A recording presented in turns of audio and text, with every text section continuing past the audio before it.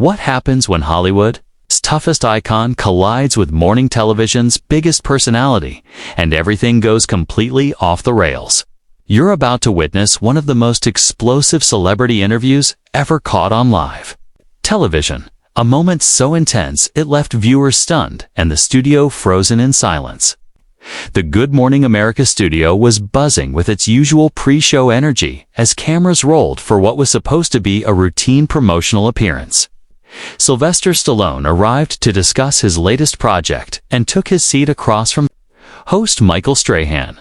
But from the moment the interview began, an unmistakable tension filled the air. Strahan welcomed him back with a practiced smile and shuffled through his notes before abruptly shifting the tone, mentioning that some critics had labeled Stallone's new film a desperate attempt to recapture past glory. The question landed like a sledgehammer. Stallone's jaw tightened, his eyes narrowing as the usual pleasantries vanished instantly. He challenged the wording, questioning why desperate was how the conversation was being opened. Strahan defended himself, saying he was only asking what everyone was thinking and pointing out Stallone's age, suggesting that some people wondered if it was time for him to hang up the gloves. The studio audience shifted uncomfortably, realizing this was no longer light morning show banter. Stallone leaned forward, gripping the arms of his chair, and fired back that desperation was asking provocative questions just to make good television, accusing Strahan of trying to tear down someone who had been entertaining audiences longer than he had been alive. Strahan insisted he was just doing his job and asking legitimate questions. But Stallone shot back that a host's job was to have a conversation, not ambush a guest who came in good faith. The tension became palpable as cameras kept rolling, and producers hesitated, unsure whether to cut to commercial. Strahan straightened in his chair, saying he respected Stallone's accomplishments but had to ask tough questions because that was journalism. Stallone laughed harshly, accusing Strahan of confusing controversy with credibility and trying to build a name for himself by taking shots at someone who had earned his place in the industry, when Strahan claimed he had earned his own place. Stallone challenged that idea, shifting the focus from age to experience and reminding everyone what it meant to create characters audiences still cared about decades later. The studio fell into dead silence as the interview spiraled into something far more personal. Strahan tried to regain control, claiming he wasn't attacking Stallone. But Stallone accused him of asking questions designed to get noticed, rather then informed viewers, warning that if Strahan couldn't see the difference, maybe he should reconsider his own career choices. The words hung in the air, rattling Strahan as his professional composure began to crack. When he accused Stallone of being overly sensitive, Stallone snapped back, pointing out that his life's work had just been called desperate on national television. Strahan responded by accusing Stallone of being unable to handle criticism and being coddled by Hollywood, a statement that crossed the line completely. Stallone stood up, his imposing presence dominating the set, and delivered a scathing response, defining coddled as sitting behind a desk reading teleprompters while judging other people's struggles. As both men stood, voices raised and tempers flared, Strahan made a remark implying Stallone might be washed up, causing an audible gasp from the audience. Stallone stepped closer, his voice dropping into the chilling tone that made Rocky Balboa and John Rambo legendary, warning Strahan that he had just made the biggest mistake of his broadcasting career. Accusations flew, producers signaled frantically, and co-hosts looked on in shock as the confrontation reached its boiling point. Strahan claimed Stallone's time was over, while Stallone laughed coldly, reminding him that he had been relevant longer than Strahan had been alive and would remain so long after people forgot this moment. As the shouting continued, the energy slowly shifted from rage to reckoning. Stallone called out the difference between journalism and bullying, between respect and exploitation, forcing Strahan to confront the pressure, ego, and desperation driving the exchange. The confident morning show host began to crumble, admitting the weight of ratings, expectations, and constant scrutiny. In a stunning reversal, the confrontation transformed into a public lesson about respect, responsibility, and the true purpose of broadcasting. What began as a simple interview ended as a career-defining moment, exposing how easily the pursuit of relevance can destroy credibility when respect is abandoned on live television. Stallone snapped back that he was not a bully and that he was a professional doing his job. But Stallone immediately countered that a host's job was to make guests feel comfortable and have meaningful conversations, to serve the audience by drawing out interesting stories rather than tearing people down to make themselves look bigger. The words cut deep, and it showed on Michael Strahan's face. He had built his post-football career on being approachable and likable, someone who could get along with anyone, and being called a bully on his own show clearly struck a nerve. Strahan fired back that Stallone did not get to come on his show and tell him how to do his job, but Stallone raised an eyebrow and calmly reminded him that it was not his show at all, that it belonged to the viewers, and that they were the ones who decided whether he was worth watching. At that very moment, Stallone said, those viewers were watching Strahan destroy his own credibility by taking cheap shots at someone who had been in the business longer than he had been breathing. Strahan's hands began to shake as his anger barely stayed contained, and he nearly crossed a dangerous line, stopping himself mid-sentence as a near-profane insult hung in the air like a loaded gun. The realization of what he almost said on live morning television hit him instantly, and his eyes darted to the cameras, then to the stunned crew, before returning to Stallone, who watched him with something close to pity. Stallone quietly invited him to finish the thought and show America exactly who he was when challenged, leaving the words hanging between them like a dare. Strahan struggled to regain control, chest rising and falling as the seasoned broadcaster inside him knew he was seconds away from career suicide, yet his pride refused to back down. He insisted Stallone knew nothing about him, nothing about what he had been through or what he had built. But Stallone shook his head slowly as disappointment replaced anger and warned him that everything he had built was about to come crashing down because he could not handle a simple conversation with a guest. Stallone told him his success was so fragile that one person questioning his methods had triggered a meltdown on live television. The truth of those words landed like a physical blow, and Strahan's shoulders sagged as the weight of the moment sank in.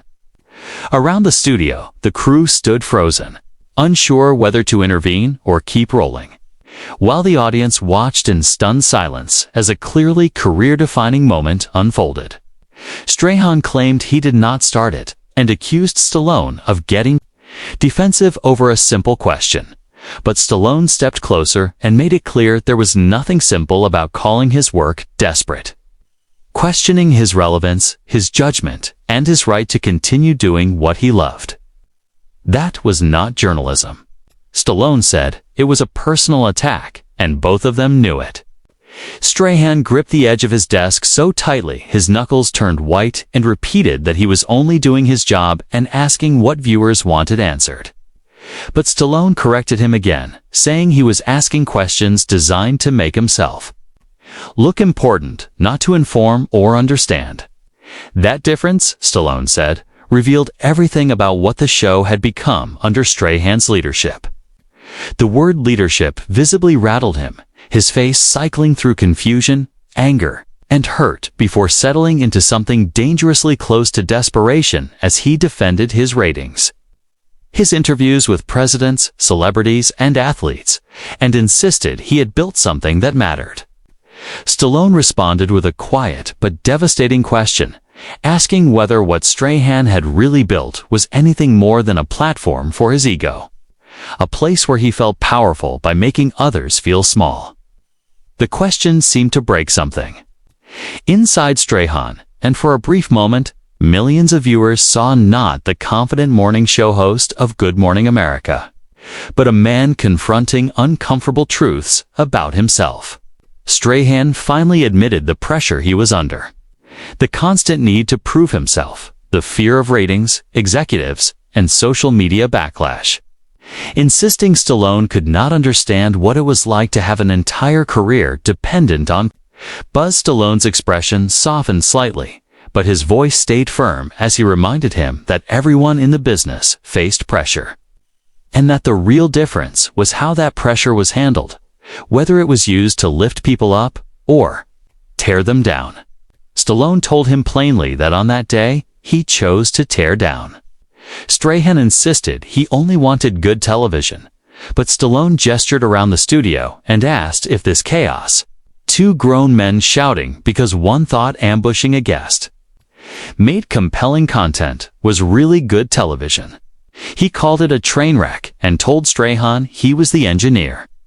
The comparison stung, flushing Strahan's face with embarrassment as the studio remained frozen, everyone waiting to see how the moment would end. Strahan weakly claimed he had worked too hard to let someone like Stallone destroy what he had built, but Stallone calmly questioned what someone like me even meant. Describing himself as someone who had spent 50 years creating things people remembered and who understood the difference between entertainment and exploitation. Strahan opened his mouth to respond, but could not find the words as the fight drained out of him, and the reality became undeniable. He was losing, and he was losing publicly. In front of millions who had tuned in expecting light entertainment and instead witnessed his professional unraveling. Stallone ended on a devastating note, telling him the real tragedy was that he was actually talented, charismatic, and capable of connecting with people. But somewhere along the way, he had mistaken provocation for skill, a realization that hit Strahan harder than any insult and left him fighting to hold himself together on live television. As the tension reached its breaking point, Michael's voice dropped. I just wanted to make good television, he said again, this time sounding more like a confession than a defense. Sylvester Stallone didn't raise his voice. He didn't need to. Then ask questions with respect. He replied calmly. Ask them with curiosity, not malice. Ask because you want to understand, not because you want conflict. That's the difference between a journalist and a shock jock. The silence in the studio was crushing. Michael stared at his hands, shaking as the reality of the moment settled in. His career, reputation, and credibility now hung in the balance live. In front of millions, I never wanted to be a shock jock, he whispered. I wanted to be someone people respected. Then be that person, Stallone said. But you can't demand respect while disrespecting others. Not in this business, not in life. Michael looked around the studio, the crew, the audience. The faces that had come expecting light entertainment and instead witnessed a professional collapse. How do I come back from this? He asked quietly. You start by taking responsibility, Stallone answered. You stop making excuses. You admit your ego drove this interview off the rails. And then you decide what kind of broadcaster you want to be from this point forward. The truth hit hard.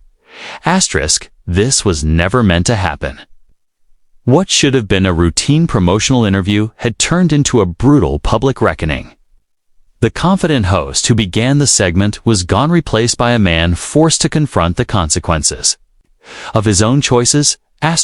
You know what hurts the most, Michael said softly. I used to be better than this. I cared about stories, about people. Somewhere along the way, that changed. It changes when you chase reaction instead of connection, Stallone replied. When you measure success by noise instead of value. But controversy gets clicks, Michael admitted. That's what the network wants. That's where you're wrong, Stallone said firmly. Respect isn't a luxury. It's the foundation. Without it, no ratings or viral moment. We'll save you." Michael sank back into his chair, drained. For the first time, there was no argument, left only reflection. The studio slowly came back to life, but the weight of the moment lingered. Asterisk, how do I fix this? Michael finally asked. Asterisk, you tell the truth, Stallone said. To the audience, you own what happened. No excuses. Asterisk, Michael looked directly into the camera, no longer a host in control, but a man exposed. Asterisk, and for the first time all morning, it was real.